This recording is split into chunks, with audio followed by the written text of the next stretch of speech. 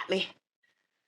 Here we go. Another episode of the Black CFP series with the wonderful Lazetta Braxton. I cannot wait for everyone to know who you are. Obviously, a lot of us do anyway, but it's a very huge highlight to have you on the show as well.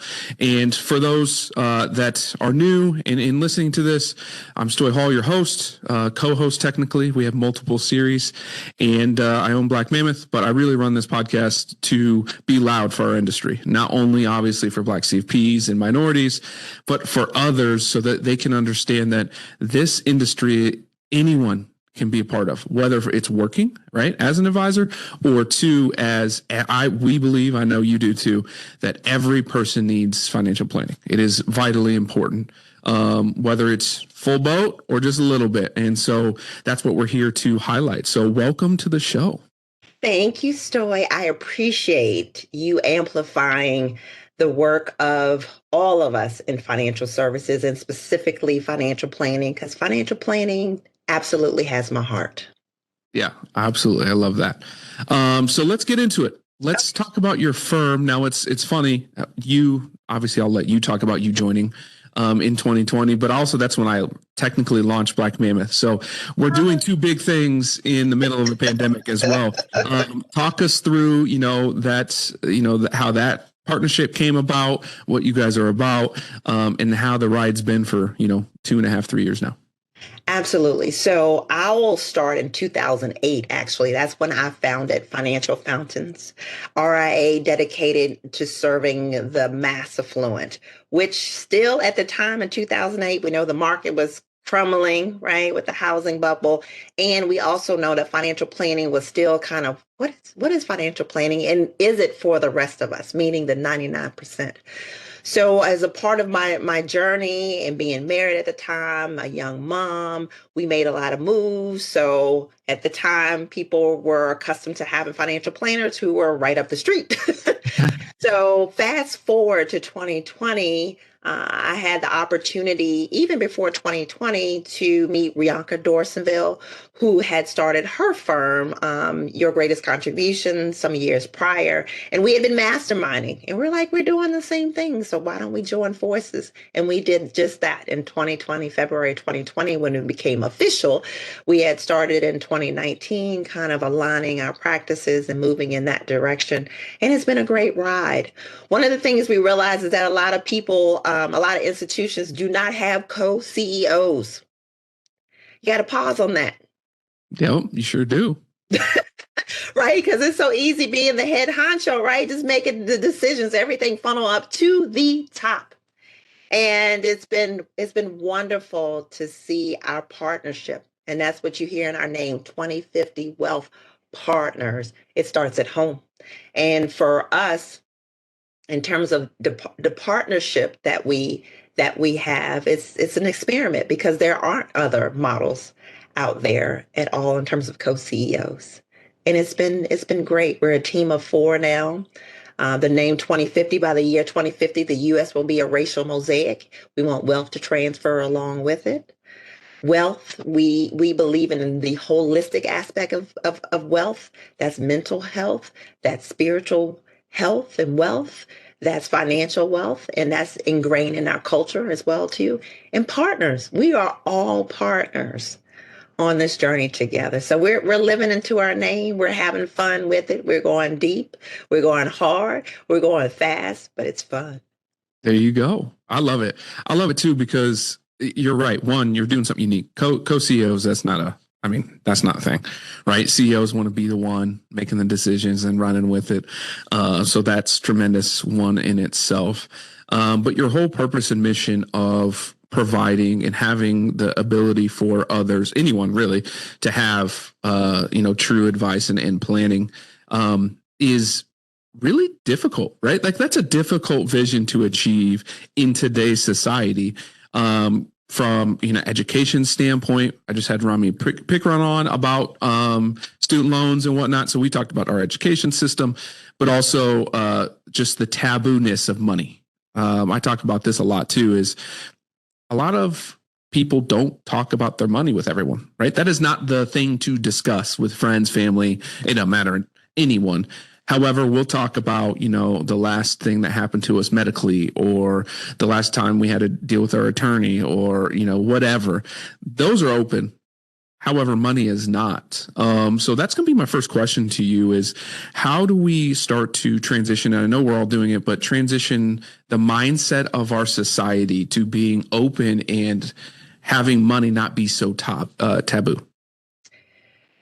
The interesting thing about what we do as financial planners is that people give money to us to talk about money, right? So you got people who are accustomed to protecting their own money, feeling like they don't have enough money of it, having that fear, obligation, guilt, shame, the fogs around money, right? And then trusting us enough with their money, and their money being used not just for investments, but for advice, which may or may not feel tangible. Right. So let me take a step back in terms of answering your question. And we're doing this through financial planning. Is that I would say probably about 85% of our clients never worked with a financial planner before, meaning they never paid anybody on a consistent basis that's not transactional, right? Year by year to talk about money. So they're immediately trusting us for a line item that they don't get anything per se tangible from it, right? Because we're not just looking at investments and returns, we're looking at holistic. So that's a lot of trust we're doing. By them extending the trust and us having the conversations, seeing them, meeting them where they are, that empowers them to feel good about their money. And then we are seeing them become financial planning evangelists for other people, saying, you need a financial planner. You need to talk about your money. So that's how we are empowering people to have the conversation about money. It's creating that safe space to say, bring all that fogs, the fear, obligation, guilt, shame to the table. Put it on the table because it's not your destiny. Everybody feels it. This is a safe space to hash it out so that we can rise above and see what you really want to do with your money, right? Based on who you are.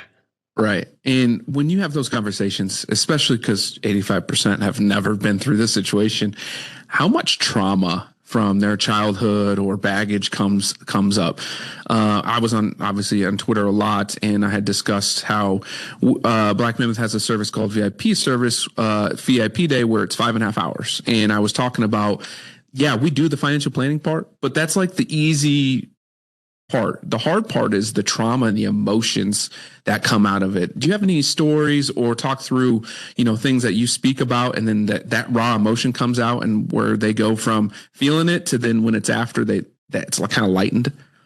Yes, it starts with you, meaning you as a service provider. You got to do the work. You haven't seen my hashtag doing the work, and that is dealing with your own trauma, whether it's money trauma or any kind of trauma, because trauma ends up showing up in how you spend your money or not spend it. Because I've seen people who are afraid to spend money as well too.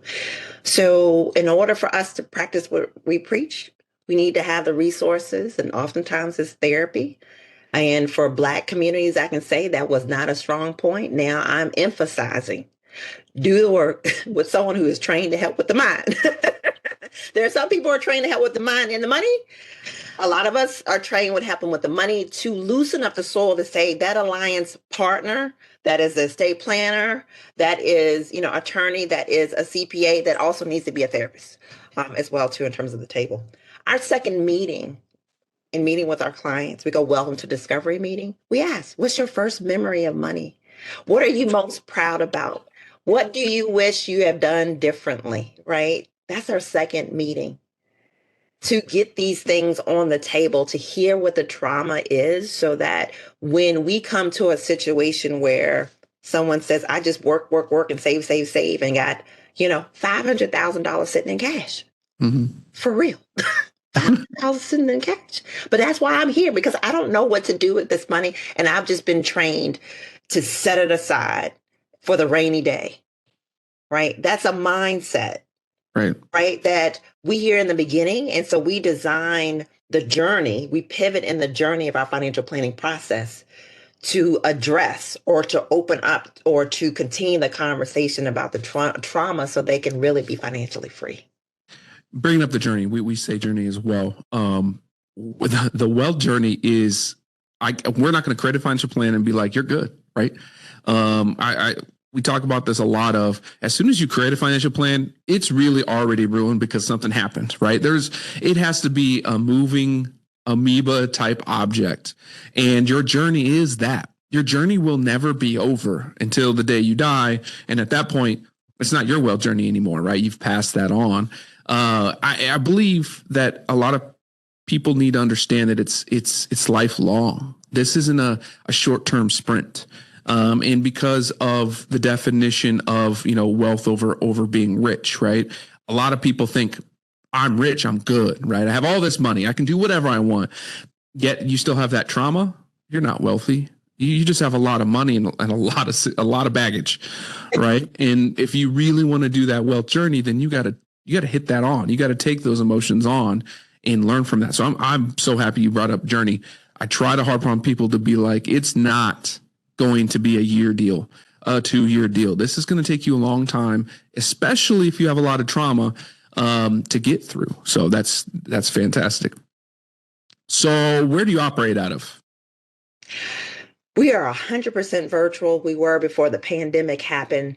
One of the things you said early on was about access to financial planning. That's geographic, access as well too. I mean, who had time to leave their offices? I mean, it was just spouse, right? Drive down, lunch break and stuff. And so that's been fun for us to have clients across the country and to also have talent across the country, right? And particularly currently, we're all 100% female based. 3 of us have children, right? So, if you don't have the commute, and you need the flexibility to take yourself or your children to appointments or to soccer practice or whatever the case may be, we want that balance to be incorporated in our own lives, right, as the employer, the financial planning firm, as well as helping our clients honor that in their lives as well too. So you asked about geographic location. Right now, my family and I, we're in Brooklyn, New York. We'll be moving to Chicago in the summer. And I just love the fact that I can work anywhere I want to work. And now that my daughter is graduating, going to college, who knows where you'll see me podcast if you have me back on. Absolutely. Hey, I love it. You're coming to Chicago. I'm in Des Moines. That's a lot closer. So we're going to come up. We're going to get together.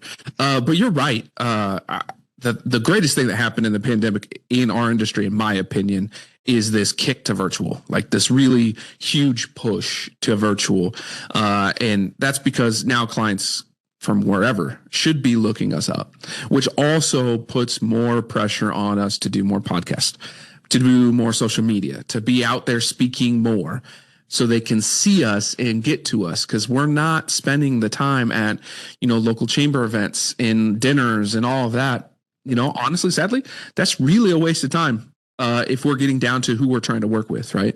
Yeah. We need to be doing more of this. This is what our day is. Obviously, we have to create plans, educate ourselves, research, all of that. But if we're not out there, they can't find us. I think that spin on our industry has been fantastic. And those that can adapt quickly will be the ones that are seen out there. So with that being said, what are you doing? What's your firm doing in regards to getting out there and really taking that approach on? So I'll start with me and kind of pivot to Rianka. 2010, sole practitioner at the time, was going to conferences. I'm like, where are all the people of color? Not on the stage, not in the, publications, online, anywhere. And I said this to a publisher who kicked it back to me saying, well, why don't you write about it? Oh, okay, I will. As a writer, I'm a financial planner. I got a lot to say, but I was kind of saying it on the sidelines, not in the public sphere. And so my first article was using modern portfolio theory, which says don't put all your eggs in one basket. So I'm like, the industry shouldn't put all their eggs in the basket of white men. Well, that started. Got me out there. So I can't say that I was intentional about getting out there at a time when compliance was like, no, you can't be on social media, right? You can't have testimonies. You can't do all those other things. Like you can't. And so for what happened for me was my voice about the profession and the profession needing to understand and be exposed to the people that they will be serving was my entree. So that's how I ended up building a digital presence by writing. And then it came to speaking and then using social media as compliance loosened up. And then Rianka, being on the cover of magazines, right? It was like, Right. wow, like, wow, in the industry. I was like, never imagined myself in this way as a practitioner. And so Rianka also built up her personal brand. And so when we came together, we were fortunate enough to have our own personal brand that reflected very well our company culture too. And what we're doing for our two currently associate financial planners, we're like, who are you? What's your brand? And this is one of the exercises I started with them was your personal existence statement. If you had to summarize your existence, why you're here in one sentence, what would it be? Right? Everybody should have their PES, right? Before you even work on your partner, to know who you are. So wherever your voice is showing up, whether it's a podcast, whether it's where you work and what you're writing or whatever, it comes back to you being true to yourself so that the trust that we're looking for from our clients, they see us and what we're all about, right? Which changes the dynamics of how people view financial advisors in general. I just got the chills. I got goosebumps. I love that. This is the first year, probably 2023, actually, probably a few months into 2022 at the end. I've always been the one, kind of what you said, your voice in the background, always speaking on the side. Yeah, we had a podcast, but really wasn't, really pushing too hard. That was like the first initial thing. Always out there speaking and having this voice, but not really wanting to blast it out there. My entire career, right? When I started in 2011, that's when like getting on LinkedIn was a big thing in our industry, and had great relationships, but never utilized it to get business, just to build relationships. Now I have way too many connections that I don't know any of them really like. It's just crazy. But what I'm getting to is being able to be loud and just true to who you are, right? Yes. Not being loud and speaking and doing those things and just talking to everybody like I do now. That wasn't me. That was, I believe, a shape of society, but also a shape of our industry. I also was in 2011 where compliance was a little stricter, and, we were all scared of certain things and all of those situations. And now we can be really loud. But I got the chills because, one, it hit home very much to me. But that goes across our industry. That goes across just life, right? Just be who you are. Be real to yourself. Things will happen. Everything will come. It might kick people out of your life too. And that is 100% okay. But it's going to bring those strong attractions in. And that's a very, very powerful statement. So I appreciate that. Appreciate you. And being able to share, right? These gems that we're building with our firms and the next generations, and having a way for it to have a broader reach. Absolutely. And we don't have to have PhDs and all that. That's what always was my thing. Like, I'm not a writer. I don't have a PhD. I haven't gone to school for 16 years. Like, that's not me, but I know what I'm talking about. I know I know the facts. I know how to present them. I know people's experience. That's tough for a lot of people to get over, is that you are qualified. Right. You said that you're not a writer. That's what happened when they said, okay, write about it. So I'm not going to let you get away with saying that you are not. I'm going to let you say, I'm not writing right now. All right. I'm not writing right now. How about that? Here we go. And you might not write in the future, but you got to keep things open. Yeah. Yeah. I hear you. On that. All right. So let's talk about the Facebook group and why. And that seems like a lot of work to me, but why and the purpose behind it? Okay. So we've been quiet, and I'm going to let you be public on this one. Okay. All right. This is part of the quiet, and this has been intentional. And this is what I'm going to share about it. So in August of 2020, after the George Floyd situation, I felt like I needed more from the industry as a Black female CFP. And I could say more because I had tested a whole lot of avenues and outlets and volunteerism, and saying something is still missing, not speaking to us. So I started a Facebook group for us, for us. And anytime I saw on LinkedIn, speaking of LinkedIn, anybody who looked black and had CFP, I invited them. And I'm like, whether you identify or not, you look like it. So just, bear with me on this. And the whole idea was just creating a safe space with no requirements. No requirements, just for us to be and to get to know one another. No sponsorship, no recruiting, no all the other things that people want something from us.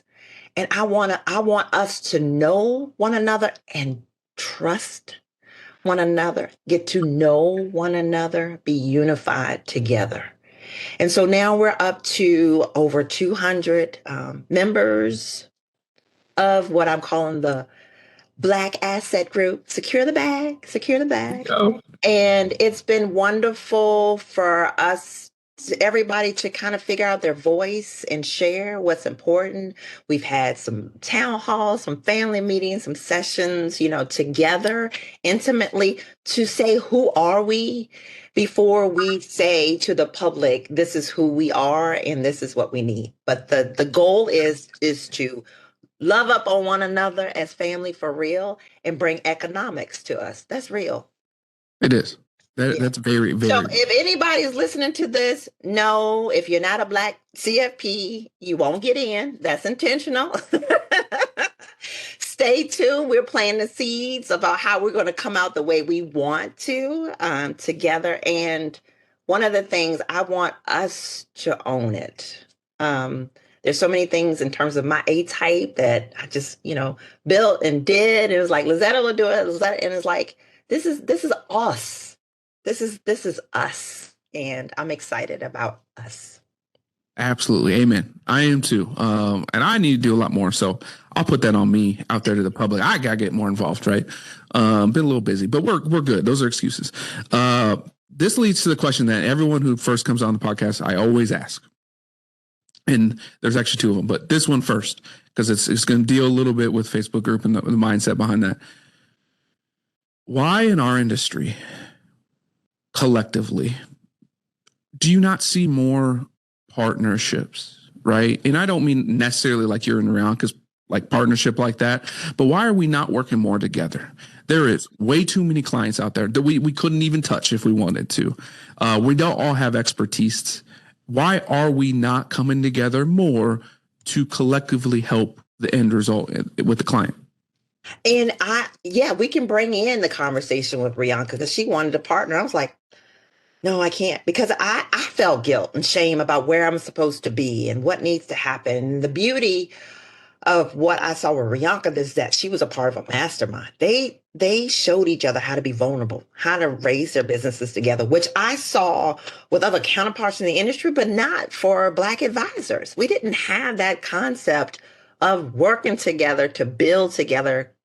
And that's an abundant mindset versus a scarcity mindset. And that scarcity mindset, it needs a dissertation on it in terms of the Black community and what we inherited and why. Not wrong. Right? We don't have time for that today, but it's something in the back of my mind. So I even resisted partnership. And I had to work through my trauma, and I had to work through my fear, obligation, guilt, and shame, and all of that to come together. And so that's why we're working hard, Rianka and I, because it's just like any other marriage covenant, right? Mm-hmm. Right. It's too, right? Negotiating, being on the same page, same accord, same direction, is that our hope is that we're modeling that it is possible, and that we're seeing with these other firms that have come together and build and merge and acquisition, and everybody wins. But you got to do the work. You got to do the healing work. I had to do that before I partnered. And as I was partnering, she's doing it now and our team is doing it, right? So it's sustainable and it attracts the money that we deserve. And the clients that we deserve. That's a big one right there. So I have hope. I have hope with our group. I have hope with these conversations. I have hope for the right partners who don't want to pimp us out, if I'm gonna be honest. Absolutely. To take what we have and make it their own. No, it's ours first. We're being caring for each other. And the best is Absolutely yet to come. Absolutely. Now, you said 12:30 hard stop, right? Yes. All right. Well, then let's wrap it up. We're gonna get her back on. Hey, ladies and gents, this isn't done. This isn't done. We could be speaking for hours. Yes. But definitely appreciate your time. I know you're busy and have a lot going on. So, and that's another thing we're going to toss away the busyness. We are intentional There you go. based on the season for which we find ourselves in. All right. I love that. I'm gonna steal that one. I'm gonna have to replay that one a few times for myself. But like always, like, share, subscribe, hit us up, go do your research. We'll tag her in all the things that we do with social. But we'll definitely have Miss Braxton back on because she's amazing. And for those Black CFPs out there, come talk, come chat, come be a part of our family. We're here for you. Yes. So Black CFPs, just find me out. If you're not in this group that I'm talking about, this Facebook group as it stands now, reach out to me, Stoy. We can welcome you in. Would love to. Absolutely. The preceding program was sponsored by Black Mammoth. Any awards, rankings, or recognition by unaffiliated third parties or publications are in no way indicative of the advisor's future performance or any individual client's investment success. No award, ranking, or recognition should be construed as a current or past endorsement of Black Mammoth. Information regarding specific awards, rankings, or recognitions is available on the Black Mammoth website, www.blackmammoth.com. All investment strategies have the potential for profit or loss. Investment strategies such as asset allocation, diversification, or rebalancing do not assure or guarantee better performance and cannot eliminate the risk of investment losses. There are no guarantees that a portfolio employing these or any other strategy will outperform a portfolio that does not engage in such strategies. This broadcast should not be construed by any client or prospective client as a solicitation to effect or attempt to effect transactions and securities or the rendering of personalized investment advice due to various factors including changing market conditions. The information discussed in this broadcast may no longer be reflective of current positions or recommendations. While information presented is believed to be factual and up to date, Black Mammoth do not guarantee its accuracy, and it should not be regarded as a complete analysis of the subjects discussed. The tax and estate planning information discussed is general in nature and is provided for informational purposes only and should not be construed as legal or tax advice. Listeners should consult an attorney or tax professional regarding their specific legal or tax situation. Past performance is not indicative of future results.